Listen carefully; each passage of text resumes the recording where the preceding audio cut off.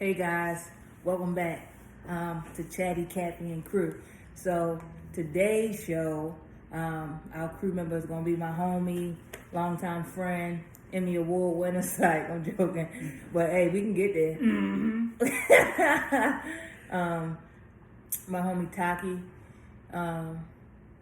So today we're gonna talk about growing up in a drug addiction household as far as your parents being addicted to drugs and you basically being a child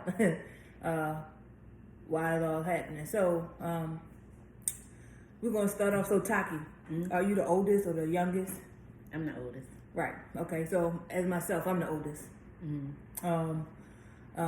My mom got high. From what I can remember, from the 5th grade is when I started noticing it. I don't know if that's exactly when it happened, but not saying no names, but I remember like it was yesterday. We had moved. We were living in a new place, and we ran into one of her old high school friends, and it seemed as if ever since then everything went downhill. And I remember it like it was yesterday. She was married. She got, ended up getting divorced. Things happened along the way, and I just feel like, honestly, ever since then everything went downhill. What about you, Taki? I don't really remember. You gotta look at the camera though. I was thinking. I don't really remember. I can't really. I can, because I remember doing everything. Okay. So I remember nights where my mom would probably be getting high for a long time, and I would have to get up and get my little brother ready for school. Okay. And then, so I know I had to be like maybe in the 4th or 5th grade. Okay. Okay. Yeah. So, for me, when it all hit bad, it's kind of like, after my mom got a divorce, it was like, at that moment, that's when I started noticing, the lack of, cars, payment not getting paid, turn off notices, even down to the eviction notice, seeing it. But gratefully, I can't even talk right. Gratefully, I had family members who got my daughter down here. Should I go there? Thank you. Who kind of stood in the gap and made sure that me and my brother and my mom didn't go without. But it was a struggle watching my mom, basically be in a position that I've never seen her in. And to this day, she battles with it. My whole thing was more so when I was in high school. I think is when I seen the greatness, and when she hit rock bottom, it was like, wow. And at that point, my aggression turned on, and it was more so, so you gonna sell this to my mother. So guess what? I'm gonna figure out a way to sell it to your mother, because your mother getting high just like mine. And that's when I turned to the streets. And I think I was about 15 years old, and from that point on, I was literally in the streets doing what I had to do, and also it helped me grow up. But again, along the way, I had bad trust issues because of it. Growing up, my mom was like the apple of my eye. Now, don't get me wrong, that's my girl still, but that innocence that I saw in my mother, she was the best thing since sliced bread. But once I saw that, I kind of turned a blind cheek to it. Right. And then after that, I kind of, failed out of school because I wanted to be in the streets, and I kind of just did what I wanted to do. It was just, I was getting locked up. I was doing whatever. At that point, I just didn't care no more, because I felt like, I guess, You know, she didn't care. Right, You know, right, so right. it was like, it is what it is. You know, you gonna do this, I'm gonna do that. You know what I mean? And it was like, I like nice stuff. So, and it was like, she brought me up having nice stuff. So it was like, I gotta maintain this image. Right. How else am I gonna maintain this image? With getting nice things if I don't get out here. Now, granted, my aunt and them helped. To me, I didn't feel the coming of my aunt until I got like 17. Now, granted, she was there, but I didn't feel her presence as much until I was 17, and kind of, you know, she would talk to me, and then that's when the light bulb switched, and it was like, all right, well, you got to finish school and all this. But as far as keeping myself from like those 2 years were like, woo, you know what I mean? So, and I had a little brother at the time, and I had him. I mean, that thing spiraled out of control all the way to the point where I finally got myself together, graduated from school. I was living with this guy, going to night school, graduated from night school, and then went to college. And in that point, you know, my mom was still dealing with it, and I went to school. I even for a year, I brought my brother down there with me because, you know, I just didn't like how he was living, you know, and I felt like I can do more. I didn't have much, but I did more. Now, don't get me wrong, my dad stepped in when he could, you know. He was never an absent father. It's just, I honestly didn't bang with my dad like that. Like, so I wasn't never one of those kids that needed to be up under their father. Could I have been? Probably. But my mother is where I wanted to be. So, and then once I graduated from, well, right before I graduated from school, I only had a half a semester left. I mean, a half a year left. So I sent my brother to live with my father because there was no point of starting him a half a year of school and then got to pull him out and all that. Right. And then from then on, he lived with my dad until he was grown and did his own thing. But growing up in a household with, you know, somebody being on drugs, your mom or your dad, it was tough. It was tough. You know, you go in the house one day, it's a computer in there, you come back from the weekend from your family house and it's gone, and the lie is, oh, your brother broke it. And you like, well, how did a 1-year-old break, you know, the computer, dude? Or you go in there and it's just, the house is dirty. Oh my God. Like, don't, you know, it's so much that people, and I didn't even have the worst. I've heard stories where, you know, people parents sold them and stuff like that. I'm grateful for that. Oh yeah, me too. Yeah, you know what I mean? But I haven't had the worst of it. But that little bit that I got, boy, I can only imagine how people feel. What about you? I'm sitting here talking. So what about you? Thank you. So, You got it, Jill. No, growing up for me though, like when I was younger, it was probably like little pros and cons to my mother getting high. Okay. So the cons was she was getting high, Right. but the pros was when she got a little bit of money, we got to eat from the sub shop, Right. and we got to stay on the front out as long as we wanted, as long as we stayed on the front. Right. You know what I'm saying? But I knew that in the kitchen was a smoke party going on. Right. To this day, I can smell ready. If And ready is a coke cooked up in rock form. okay. So some people might It's really not the ready I can smell. It's the Choy Boy, the metal burn. And to this day, I can't stand it. Right. But my mother at one point was a functioning addict because my mother did hair, you know what I'm saying? And then one year she just lost a whole bunch of weight. Right. Like I knew she was getting tore up. Right. And to the point where her Adam's apple was just sitting out like a man's. You know, that's how, Really, yo? yeah, that's how small my mama was. Like, Oh, you talking about small? I thought you meant the drugs made it. but I mean, it made her small, so so it is the drugs. But and I just when I started looking at them pictures and seeing how small she was, I was like, wow. But at the same time, I had to be the one for my brother and sister. Right. You know what I'm saying? Right.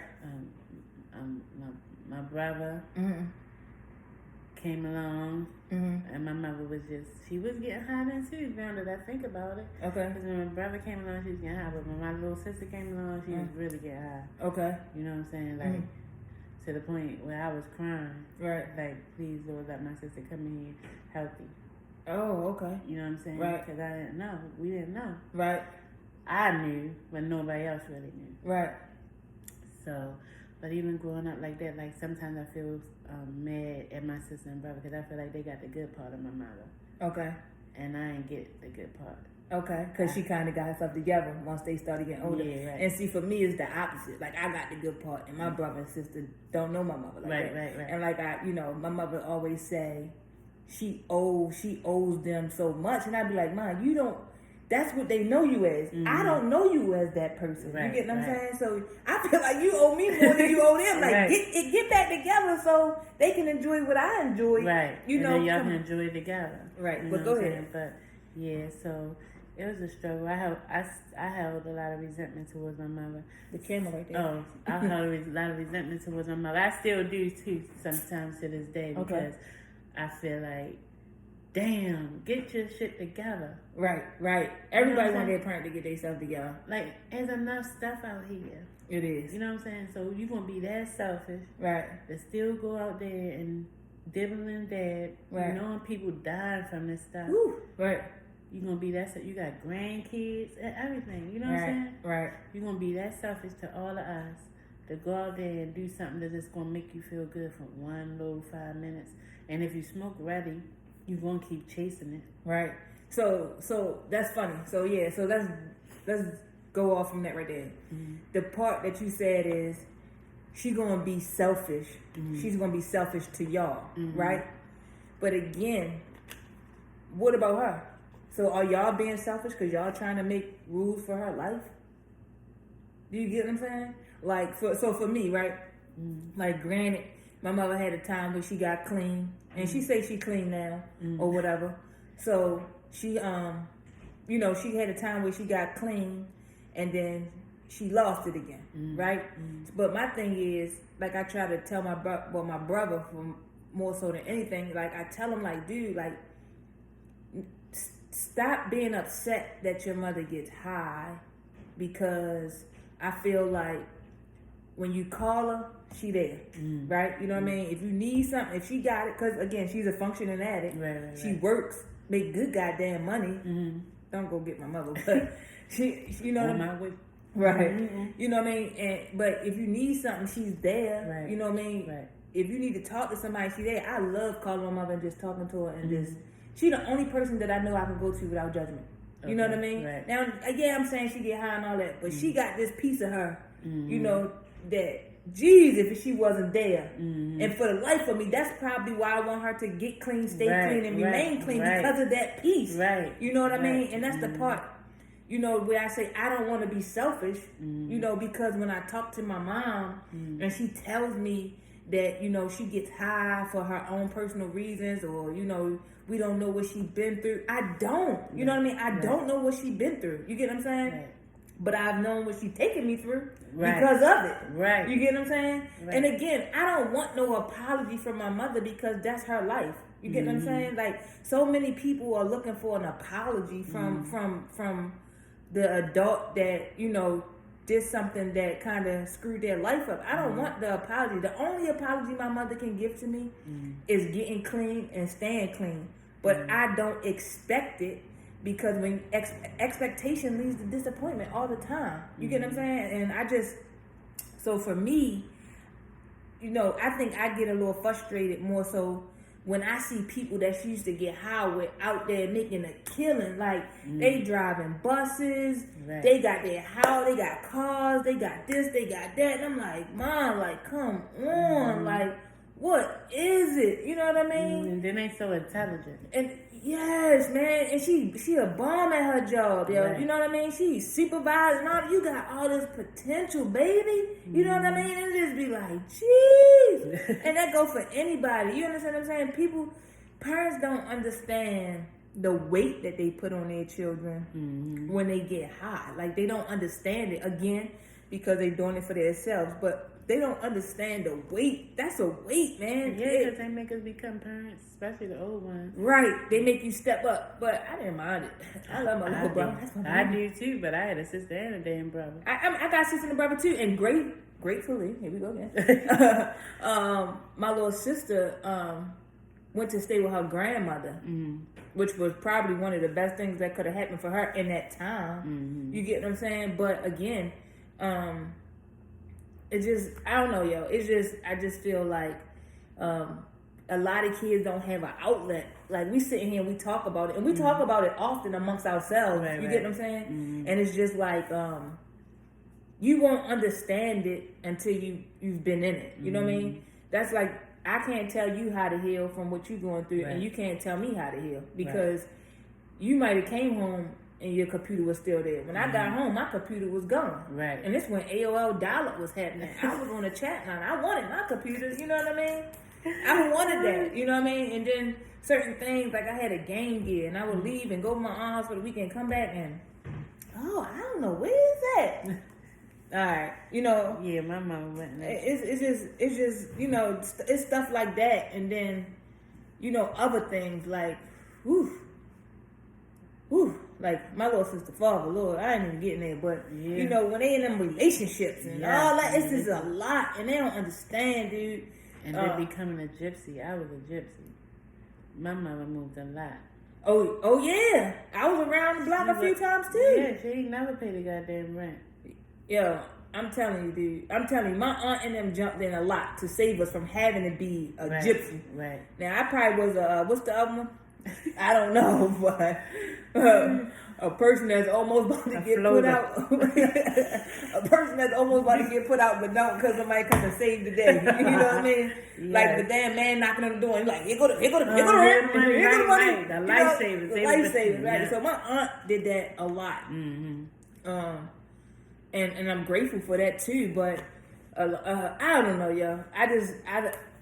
It's tough, man. So I did this show because it was just something to talk about. A lot of people don't have that outlet, and especially now with this epidemic, as far as the opiate crisis, and these young parents on these pills, and you know, just. It's not good, man. It's not good. Y'all don't understand the weight y'all putting on y'all children. And yes, it's just a pill, but I mean, y'all ODing on them. There's a lot of young people dying, all just from a pill. You know what I mean? And it's getting a bit out of hand. It's not recording. Yes, it is recording. You don't see that timer up there? Oh, sorry. Oh man, it's getting a bit out of hand. And I hope we can get a grip on it, man, so y'all can understand the effect that it has on children. You know, and in that, like you said, in that moment, that addiction is just a quick feeling. And even if it lasts for an hour, it's still a quick hour, because then when it's gone, you ready for the next one. You know, kids don't ask to be here, man, and the worst thing you can do is make them bear the weight of your bull crap. Because then that's when you're being selfish. And then people not the same no more. You know how I know back in the day my mother used to have smoke parties. Okay. And everybody used to pile up in the kitchen and smoke crack. Right. But people nowadays, they got people that touch children, people that's not right. You can't bring anybody in your house nowadays. Yeah, no. No. Yeah, no. Right. But I'm going to tell you one thing. Okay. I do hold something against my mother, because my mother, because I feel like she's still messing around. Okay. My mother told me one day to get in the car, get in her car, and drive her to go get some stuff, because she was going to rehab the next day. Against my better judgment, I drove my mother, because I love my mother. Okay. And she went there and she got a lot of stuff. Okay. And she came home and she got high as hell. Okay. And she went to rehab. But in that car, she said, I promise you, we ain't gonna never have to go through this again. Okay. And we'll be back at it again. Okay. Yeah, we said, like, what, heard it all before? Ain't that the song? Yeah. Yeah, so, I mean, I've been in that predicament too. Like I said, when I was outside hustling, my mother knew I was outside hustling. So, my mother did her wrong. which is, dope. And that's, they depend on that. Like, if they don't get it, they sick. Right.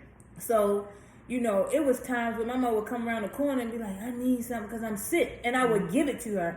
And the only reason I gave it to her is because where I used to be at was a strip, right? And when they sick, they going to do what they need to do to get it. Right. That's the one thing I don't know about my mother. Ain't ever seen her do. Don't want to. She. If I could keep her from selling her ass, I was gonna keep her from selling her ass. You right. You understand what I'm saying? It was times where my mother stole from me. I never forget this one time. I had the gray little money boxes you put your money in. Yeah. So of course, like I said, I was outside, so I had the money in the bed. I put it under my bed, right? So one day, I need to cut it out. So I go in there. When I open it up, it's nothing but silver shavings all over this thing, yo. Wow. No lie. Come to find out, they was plucking it up with a butter knife. And keep going. And getting the money. So it was shaving the damn metal off, yo. Robbing me fucking blind, yo. For real. It's stuff like that. I used to have to hide my money and everything. And I'm like, and that's, that was the time where I said I saw my mother at rock bottom. Now, all the other times, my mother was a functioning addict. Yeah, but again, she was so functioning that she wasn't functioning because we had cutoff notices and we had, papers on the door and we had calling my aunt for money, and getting Christmas presents from my aunt. Stuff like that. So she functioned enough to keep a job to feed her habit, but that's all she could feed. Right. You get what I'm saying? So on top of that, I don't know, man. Listen, all I got to say is, if I understand it, and I'm glad that it wasn't the worst, because I've heard people, gotta go borrow food. They don't got no clothes. They don't got this, they don't got that, So me sitting here telling my story is not saying that my story is the worst, because it's not. It is probably close to the top, right? Before it being the worst. It's just me sharing this story because a lot of people are ashamed to say it. They don't want to talk about it, but it is what it is. I love my mother to death. You get what I'm saying? I love her a whole lot. But again, her fuck-ups fucked me up. In the long run. Yeah. You get what I'm saying? Like I said before, I got bad trust issues. I kind of I don't know, I ain't got no anger issues or nothing, but that trust stuff, it run a long way. I still barely trust people now to this day, and I'm fucking married. I love you, babe, but shut up. But, at this point now, she probably one of the only people I do trust. Right. You get what I'm saying? And it took me a long time to get to that point. And gratefully, here I go again. She held out until I got to that place where I was comfortable enough to trust her. You get what I'm saying? I ran through relationships because of it, not trusting people. I probably messed up some good people because of my trust issues. Right. And my whole thing was, I'm gonna get you before you get me. But that's another segment. We're gonna get there. But man, if you got addiction problems, man, seek some help. If you know somebody with addiction problems, try to get them some help. But remember, they're only going to want to get clean when they want to get clean. They'll never do it just for you. And don't keep enabling them. And don't keep enabling. What you say? Don't keep what? Enabling them. Okay. Don't keep enabling them. I don't know what else to say. I'm glad we were able to have this conversation amongst friends. Yeah. And it's all based off of experience and opinion, again. But it was raw in conversation. Right. Nothing scripted, no papers, no nothing. We just sat down, said we was going to talk about, and we rolled with it. So, again, look forward to more shows, just basically having open discussions and conversations. But hit that like button. And subscribe, man. We out.